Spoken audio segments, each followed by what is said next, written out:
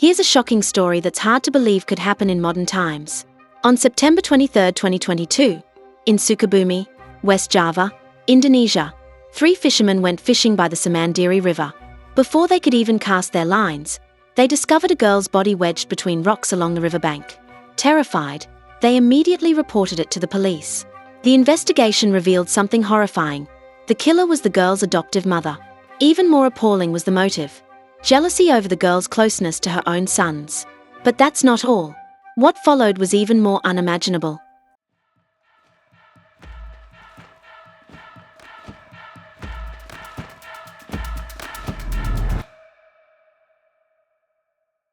In 2017, Nadia was born.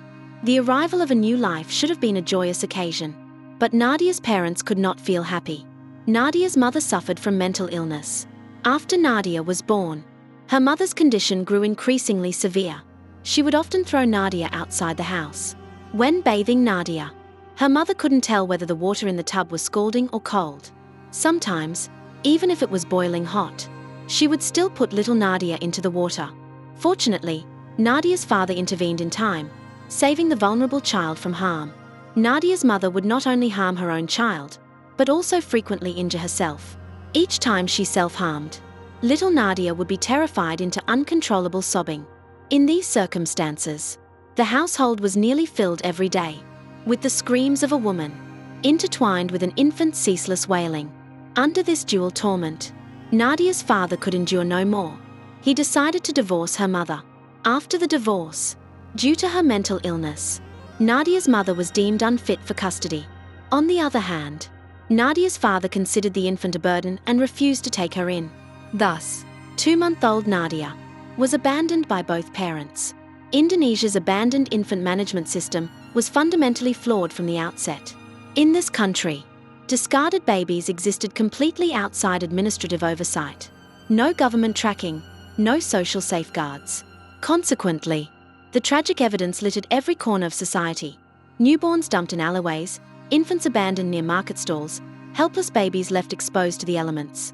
The absence of systemic protection transformed Indonesia's streets into an open graveyard for the unwanted. After being abandoned by her parents, it seemed Nadia would be left on the streets to fend for herself. Unexpectedly, a woman named Yu appeared and voluntarily proposed to adopt Nadia. Compared to the homeless children on the streets, Nadia finally had a place to belong. Yu and her husband had 2 sons. The eldest son was named Gunawan, age 11. The younger son was named Derl, age 9. Due to work requirements, Yu's husband frequently traveled between cities, so he didn't stay home for long periods. Yu rented only one small room as temporary housing. The space wasn't large, but it was enough to take Nadia in. After being adopted, Nadia began a new life with her adoptive parents and 2 adoptive brothers. After leaving the suffocating biological family, it seemed Nadia's life might become slightly better. Little did anyone know, Nadia's miserable life had only just begun. In 2020, one night, 3-year-old Nadia quietly slipped out of the rental room.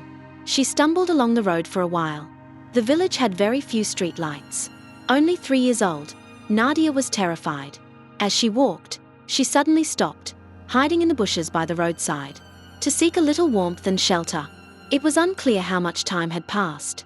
Nadia remained sitting in the bushes until a villager passing by finally noticed her hiding there.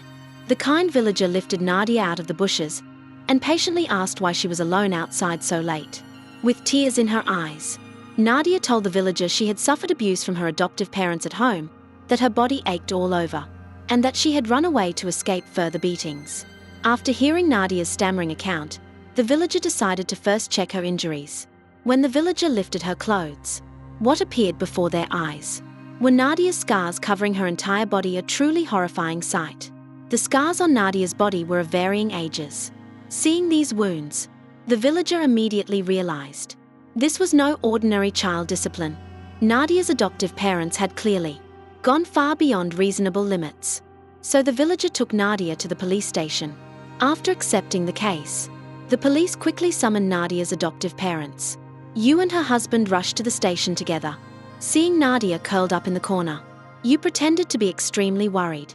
She hurried to Nadia's side, wiping tears while asking where Nadia had been. Seeing you showing such concern for Nadia, the police didn't suspect any ill intentions. They handled the matter as parents disciplining a disobedient child, having you and her husband sign an agreement, promising not to abuse Nadia again. Then, they let you take Nadia home. After returning home, you grew increasingly angry about Nadia's secret escape. Once again, she began beating Nadia with fists and kicks. The poor child could only curl up on the ground, begging you to stop hitting her. But you showed no intention of stopping. After this incident, Nadia's life became even harder. Whenever you was unhappy about anything, she would vent all her anger on Nadia. As time went on, neighbors often heard loud noises coming from you's house. Once the sounds of you beating and scolding Nadia were so loud, they disturbed the next-door neighbor's rest. The neighbor decided to knock on the door to remind you. When you opened the door, the neighbor saw Nadia standing nearby, covered in wounds. Unable to bear seeing Nadia treated this way, the neighbor advised you to stop being so violent with the child. To everyone's surprise, not only did you refuse to listen, she even insulted the neighbor for meddling and physically attacked them. After that incident, no neighbors came to stop you's abuse anymore. Nadia could only endure it all silently, trying her best to survive carefully in that household. But no matter how well-behaved Nadia was, she still couldn't escape this family's torment. Naisha's two adolescent brothers, Gunawan and Derl, was frequently watching unhealthy videos on mobile phones. However, they even began to molest little Nadia. At the beginning, the two brothers did this secretly behind you's back. But one day, Gunawan was at home watching a video and got carried away. Nadia happened to be sitting obediently next to him, playing with her toys. So he just grabbed her and started getting hands-on. You saw everything as she walked by. What made it even worse was that you didn't reprimand Gunawan at all. She just turned a blind eye. To Gunawan, his mother's willful ignorance was as good as approval, encouraging him to keep abusing Nadia. Gunawan was thrilled. In the days that followed, he escalated his exploration of Nadia with increasing boldness. But tormenting her alone wasn't enough. He made sure to involve his dear brother Derl, sharing Nadia with him. Under the same roof, you knew exactly what her sons were doing to Nadia. Yet she did nothing to stop them, letting Gunawan and Derl indulge their darkest whims. Day after day, Nadia endured their abuse, trapped in a living hell of unspeakable suffering. Nadia lived on like this. Before she knew it, the years blurred past, and 2022 arrived. In July 2022, Yu's husband left West Java for an extended work assignment. Almost immediately after his departure, Yu began stirring trouble. Unbelievably, she started gathering her two sons to watch explicit videos together on her phone. The mother and sons grew addicted, indulging in the videos almost daily, their sessions becoming a ritual. At first, when Gunawan and Derl were overcome with lust, they would still seek out Nadia. But then came something utterly unthinkable. Yu, too, began losing control of her own desires. To everyone's horror, she started inviting Gunawan and Derl to sleep with her. The most terrifying part? The brothers saw nothing wrong with bedding their own mother. And Yu also believed that she could do everything with her own sons. During her husband's business trip, they wallowed in this depraved existence for 2 whole months. And in that time, something shifted in Yu's attitude toward Nadia. Not out of kindness, though. Things had already spiraled far beyond control.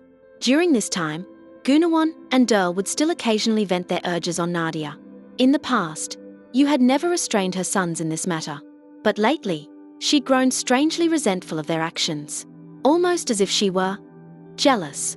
On a September day in 2022, Nadia had just stepped out of the shower when she saw them, Gunawan and Derl, sitting on the couch with their mother Yu, watching an adult film, the three of them lost in a haze of lust. Gunawan, burning with lust, spotted Nadia fresh from her bath.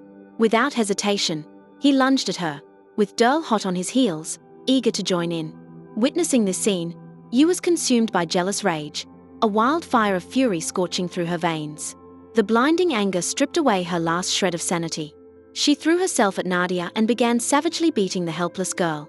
Gunawan and Derl froze, stunned by their mother's outburst. When Yu saw her sons hesitating, she told them it was a new game. Then, the three began to beat Nadia together. Later, she stopped breathing. Seeing that, Yu showed not a trace of panic. With chilling composure, She immediately began directing Gunawan and Derl to destroy the evidence. The three of them carried Nadia's body half a mile from the house and dumped it in a bamboo grove. But even as they stared at her lifeless form, Yu still wasn't satisfied. Her rage remained unquenched. Then, she took out her phone, opened the unfinished video from earlier, and called her sons over. The three of them huddled together, watching the clip. What happened next was even more grotesque. They began engaging in frenzied intimacy. Once satiated, under Yu's direction, the brothers hoisted Nadia's body once more and tossed her into a nearby river, hoping the current would carry her far away. With the deed done, the trio walked off, laughing and chatting as if nothing had happened. The day after it happened, 3 villagers went fishing by the river. They'd barely arrived when they spotted something lodged between 2 rocks midstream. Curious, they waded in for a closer look, only to recoil in horror. It was a body. Within minutes, the police were on their way. When the police arrived at the riverbank, they immediately cordoned off the scene. The wailing sirens drew a crowd of villagers, their murmurs swelling into gasps as someone in the crowd suddenly recognized the girl. "That's Nadia!" a voice shouted above the din, the adopted daughter from Yu's household. Armed with this critical lead, the police promptly located Yu for questioning. When officers asked if she was aware of her adopted daughter's death, Yu calmly explained, "Nadia had a sudden epileptic seizure. She died shortly after, so I disposed of her body in the river." But what Yu didn't know was this. The coroner had already examined Nadia's body. The autopsy report was damning: death by homicide. Her small frame bore unmistakable signs of violence, wounds that seizures could never cause. Faced with irrefutable evidence, Yu's fabricated story was nothing short of absurd. After taking her into custody, police dispatched forensic investigators to search her home. It didn't take long for them to make a grim discovery.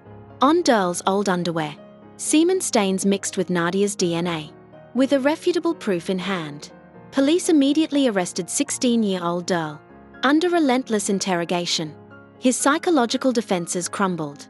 He confessed in horrifying detail, spilling every depraved act committed by the mother-son trio.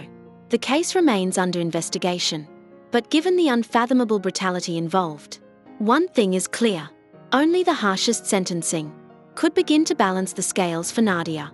This case pushes boundaries. I was stunned myself while researching it. To share responsibly, I've veiled the most graphic details. Please keep discussions respectful. These aren't just characters, but a real girl's nightmare. That's all for today. We'll meet again next time. That's all for now. If you enjoyed this case, don't forget to like and subscribe. Follow Case Diaries. There are plenty more cases coming your way. Got thoughts on today's story? Drop them in the comments below. I'd love to hear what you think. See you in the next one.